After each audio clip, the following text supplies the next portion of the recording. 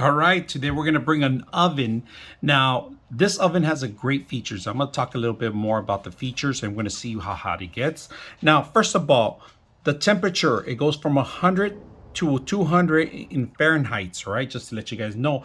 Functions, we have our function key. This is off right now, but it tells you on the bottom what burner is that you wanna heat up, all right? This one's the top, bottom, and both, of course.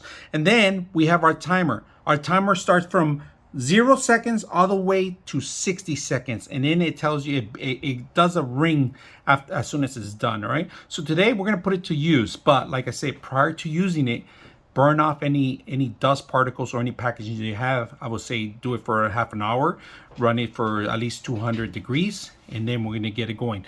Now, there's two functions here in the bottom, and these are actually for the tops, all right? The both tops that we have in the top, here's one, here's the other one.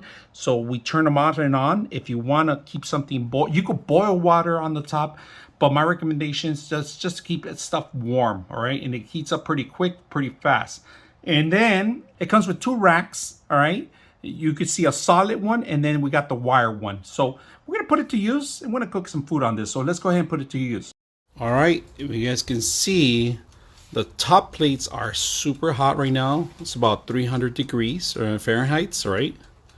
So they're really hot, and the buttons are right here. Now, I did turn it on completely, so it's gonna heat up in there really quick. All right, so we got the beans boiling here, and we got some meat and some carrots cooking in here. It's been there for 30 minutes already, so they're always they're ready to get out. You guys can see we're almost down to the last minute. So I like how this is boiling. It's keeping it boiling. So we're gonna turn that one off already because that one's ready out. So we're turning that one off, and we're just gonna wait for this one to be done and see how it looks. So let's come back. Beautiful, the carrots, look at that. Sizzling, the meat, it's super hot. I don't even want to touch it. Came out really good. Tender meat. I just cooked for myself, but came out really good.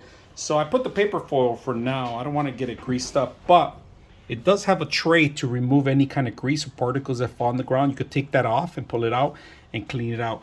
Now, if you guys can see, it has a rod in the top and the bottom, and then a rod in the top.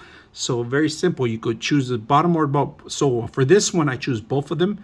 I like that it comes with the rack and the frame. So it's working very well. Hope you guys enjoy the video.